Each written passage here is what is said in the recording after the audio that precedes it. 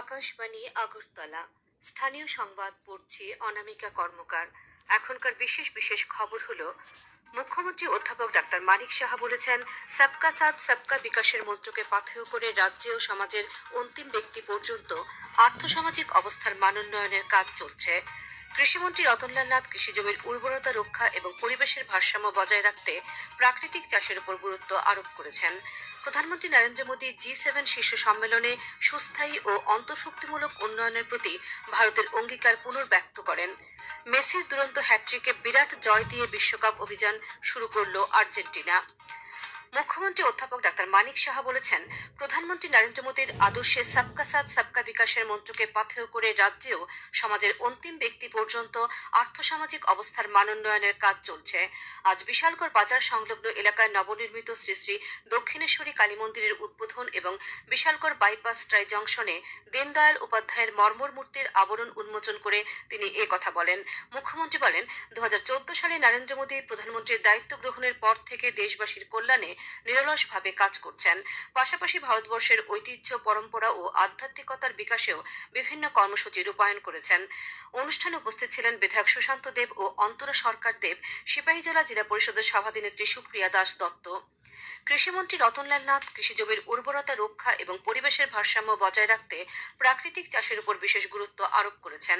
আজ ধর্মনগরের রাগনা উচ্চ মাধ্যমিক বিদ্যালয়ে আয়োজিত একদিনের জেলা স্তরের ক্ষেত বাঁচাও অভিযান ও প্রাকৃতিক চাষ বিষয়ক কর্মশালার উদ্বোধন করে তিনি এ কথা বলেন। তিনি বলেন, আগামী 30 জুন পর্যন্ত ক্ষেত বাঁচাও অভিযান চলবে। প্রাকৃতিক চাষকে জনপ্রিয় করে তোলার লক্ষ্যে গত 1 জুন থেকে এই অভিযান শুরু হয়েছে। কৃষিমন্ত্রী বলেন, বর্তমানে ত্রিপুরায় প্রায় 5,000 হেক্টর জমিতে প্রাকৃতিক চাষ হচ্ছে এবং চলতি বছরের শেষ নাগাদ তা বাড়িয়ে 16,000 হেক্টরে উন্নীত করার লক্ষ্য নেওয়া হয়েছে। বিজ্ঞান ও প্রযুক্তি ক্ষেত্রে আত্মনির্ভরতার পথে প্রধানমন্ত্রী নরেন্দ্র মোদীর নেতৃত্বাধীন এনডিএ সরকার বিগত 12 বছরে নানা রকম পদক্ষেপে দেশবাসীর সামনে ভরসার নতুন দিশা দেখিয়েছে। বিকশিত ভারতের স্বপ্ন পূরণের সামনে এসেছে এক গুরুত্বপূর্ণ পদক্ষেপ, অনুসন্ধান ন্যাশনাল রিসার্চ ফাউন্ডেশন। একটি প্রতিবেদন। গবেষণা, উন্নয়ন এবং উদ্ভাবনকে আরও শক্তিশালী করতে এই সময়ে বর্তমান সরকারের আন্তরিক প্রয়াসে গঠিত হয়েছে অনুসন্ধান ন্যাশনাল রিসার্চ ফাউন্ডেশন।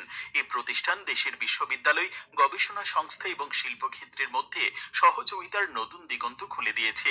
এএনআরএফ এর লক্ষ্য তরুণ গবেষকদের উৎসাহ দেওয়া, অত্যাধুনিক গবেষণাকে এগিয়ে নেওয়া এবং বিজ্ঞান ভিত্তিক সমাধানের মাধ্যমে দেশের উন্নয়নকে ত্বরান্বিত করা। কৃষি থেকে স্বাস্থ্য, কৃত্রিম বুদ্ধিমত্তা থেকে মহাকাশ প্রযুক্তি, নানা ক্ষেত্রে গবেষণা এবং উদ্ভাবনের জন্য তৈরি হচ্ছে নতুন সুযোগ। বিজ্ঞানকে মানুষের কল্যাণে, গবেষণাকে উন্নয়নের শক্তিতে রূপ দিতে এগিয়ে চলছে ভারত।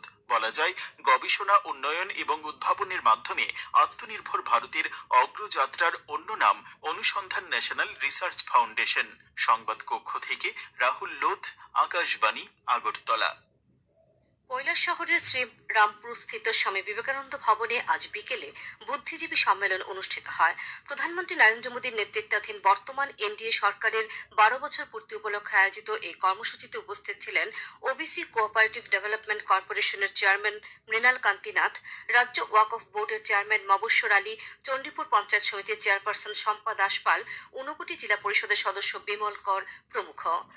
প্রাণী সম্পদ বিকাশ মন্ত্রী সুধাংশু দাস বলেছেন, যোগব্যায়াম শুধু শরীরকে সুস্থ রাখে না, বরং মানসিক প্রশান্তি ও ইতিবাচক জীবনযাপনের পথও সুগম করে।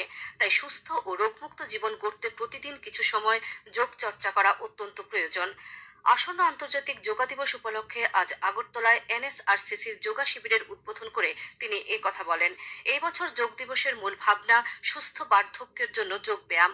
শিবিরে উপস্থিত ছিলেন মৎস্য প্রাণী সম্পদ বিকাশ ও তপশিলি জাতি কল্যাণ দপ্তরের সচিব দীপা ডি নায়ার। ত্রিপুরা মধ্যশিক্ষা পর্ষদ পরিচালিত মাধ্যমিক ও উচ্চ মাধ্যমিকের বছর বাঁচাও পরীক্ষা শুরু হবে আগামী 6 জুলাই। 26টি কেন্দ্রে মাধ্যমিক ও উচ্চ মাধ্যমিকের বছর বাঁচাও পরীক্ষা অনুষ্ঠিত হবে। মাধ্যমিকের বছর বাঁচাও পরীক্ষা শেষ হবে 10 জুলাই, উচ্চ মাধ্যমিকের বছর বাঁচাও পরীক্ষা শেষ হবে 14 জুলাই। আজ মধ্যশিক্ষা পর্ষদের সভাপতি ডক্টর ধনঞ্জয় গণ চৌধুরী এই খবর জানিয়েছেন। আপনারা এই খবর শুনছেন আকাশবাণী আগরতলা কেন্দ্র থেকে। আকাশবাণী সংবাদের আপডেট পেতে লগ ইন করুন www.newsonair.com এবং নিউজ অন এআইআর অ্যাপ এবং টুইটার ও ফেসবুক প্ল্যাটফর্মে এআইআর নিউজ অ্যালার্টসে। ইউটিউবে লক্ষ্য করুন নিউজ অন এআইআর অফিসিয়ালে। এছাড়াও আকাশবাণী আগরতলা সংবাদ আপডেট পেতে দেখুন টুইটার বা এক্স হ্যান্ডেলে আকাশবাণী নিউজ আগরতলা, ফেসবুকে এআইআর নিউজ আগরতলা এবং ইউটিউবে আকাশবাণী নিউজ আগরতলা। প্রধানমন্ত্রী নরেন্দ্র মোদী আজ ফ্রান্সের এভিয়ানে জি7 শীর্ষ সম্মেলনে সুস্থায়ী ও অন্তর্ভুক্তিমূলক উন্নয়নের প্রতি ভারতের অঙ্গীকার পুনর্ব্যক্ত করেন।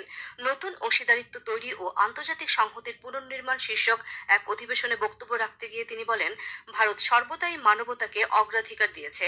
এই প্রসঙ্গে তিনি দুর্যোগ মোকাবেলায় সক্ষম পরিকাঠামো তৈরি, মিশন লাইফ এক পের মাকে নাম অভিযানের মতো ভারতের নেতৃত্বাধীন একাধিক উদ্যোগের কথা তুলে ধরেন।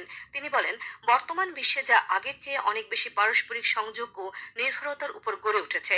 এই ক্ষেত্রে অংশীদারিত্ব হতে হবে মর্যাদাপূর্ণ। জি7 শীর্ষ সম্মেলনে জি7 গোষ্ঠীভুক্ত দেশগুলো ভারত সহ বেশ কয়েকটি সহযোগী দেশের সঙ্গে মিলে বিশ্বব্যাপী স্বাস্থ্য ও উন্নয়নমূলক সহযোগিতা জোরদার করার লক্ষ্যে একাধিক উদ্যোগের কথা ঘোষণা করেছে। জি7 গোষ্ঠীর নেতারা গণতান্ত্রিক কঙ্গো প্রজাতন্ত্র ও উগান্ডায় ছড়িয়ে পড়া ইবোলার প্রাদুর্ভাব মোকাবেলায় একটি সমন্বিত আন্তর্জাতিক পদক্ষেপ গ্রহণের আহ্বান জানিয়েছেন। পাশাপাশি জি7 গোষ্ঠী ক্যান্সারের বিরুদ্ধে বিশ্বব্যাপী লড়াইকে ত্বরান্বিত করার বিষয়ে তাদের অঙ্গীকার পুনর্ব্যক্ত করেছে। নিট পরীক্ষার আগে অভিভাবক এবং পরীক্ষার্থীদের প্রতারকদের থেকে সতর্ক থাকার জন্য ন্যাশনাল টেস্টিং এজেন্সি অনুরোধ জানিয়েছে। সামাজিক মাধ্যমে এনটিএ জানিয়েছে, টেলিগ্রামে প্রতারকরা পুনঃ পরীক্ষার প্রশ্নপত্র ফাঁসের বিভ্রান্তিকর সংবাদ প্রচার করছে। সংস্থাটি স্পষ্ট করে জানিয়েছে যে পুনঃ পরীক্ষার কোনো প্রশ্নপত্র ফাঁস হয়নি। পরীক্ষার আগের চ্যাট দেখিয়ে ভুয়া প্রমাণ ভিডিও ছড়ানো হচ্ছে। এনটিএ মহানির্দেশক অভিষেক সিং এর একটি ভিডিও শেয়ার করে দেশে অ্যাপটির ব্যবহার বন্ধ করার কারণ ব্যাখ্যা করেছেন। শ্রী সিং জানিয়েছেন, প্রতিটি প্রশ্নপত্র সম্পূর্ণ সুরক্ষিতভাবে তৈরি করা হয়েছে। বাল্যবিবাহ রোধ ও মানসিক স্বাস্থ্য সচেতনতায় আজ প্রজ্ঞা ভবনে দুদিনব্যাপী বিশেষ কর্মশালা শুরু হয়েছে। কর্মশালায় পশ্চিম জেলার জেলাশাসক ডক্টর বিশাল কুমার বলেন, শিক্ষার গুণগত মান বৃদ্ধি করতে হবে। এর ফলে বিদ্যালয়ে ড্রপ আউটের সংখ্যা কমবে এবং বাল্যবিবাহ হ্রাস পাবে। তিনি ছাত্রছাত্রীদের প্রতি যত্নশীল হওয়ার জন্য শিক্ষক শিক্ষিকাদের উদ্দেশ্যে আহ্বান জানান।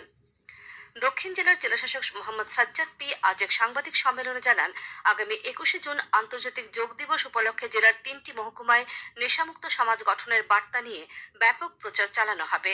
খেলাধুলা ও জনসচেতনতামূলক কার্যক্রমকে অগ্রাধিকার দেওয়া হবে। নেশার বিরুদ্ধে সামাজিক আন্দোলন গড়ে তোলার লক্ষ্যে জেলার যুবক যুবতীদের নেশামুক্ত মিত্র হিসেবে ভারত সরকারের সামাজিক ন্যায় ও ক্ষমতায়ন মন্ত্রক পোর্টালে নাম নথিভুক্ত করার আহ্বান জানান জেলাশাসক। জেলা পুলিশ সুপার মৌর্য কৃষ্ণ চন্দ্রশেখর নেশাজাতীয় সামগ্রী সংক্রান্ত তথ্য পুলিশকে জানাতে 112 টোল ফ্রি নম্বরে যোগাযোগ করতে সাধারণ জনগণের প্রতি আহ্বান জানিয়েছেন। বিলোনিয়া টাউন হলে আজ বিলোনিয়া পৌর পরিষদ ভিত্তিক জনকল্যাণ শিবির অনুষ্ঠিত হয়। উদ্বোধন করেন দক্ষিণ জেলা পরিষদের সভাধিপতি দীপক দত্ত। শিবিরে 10টি সরকারি দপ্তরের স্টল থেকে জনগণকে প্রশাসনিক পরিষেবা প্রদান করা হয়। শান্তিরবাজার পৌর পরিষদের উদ্যোগে খগেন্দ্র চৌধুরী পাড়া স্কুলেও অনুরূপ একটি শিবির অনুষ্ঠিত হয়। তৃণমূল স্তরে প্রশাসনিক কার্যক্রম আরও শক্তিশালী করা এবং সরকারি জনকল্যাণমূলক প্রকল্পগুলোর সঠিক বাস্তবায়ন নিশ্চিত করতে পশ্চিম জেলার জেলাশাসক ডক্টর বিশাল কুমারের নেতৃত্বে এক প্রতিনিধি দল আজ মোহনপুর ব্লকের অন্তর্গত সিমনা গ্রাম পঞ্চায়েত এলাকা পরিদর্শন করেন।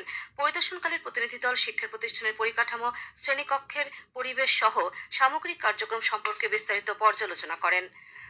2026 ফুটবল বিশ্বকাপে আজ আর্জেন্টিনা 3-0 গোলে হারিয়েছে আলজেরিয়াকে।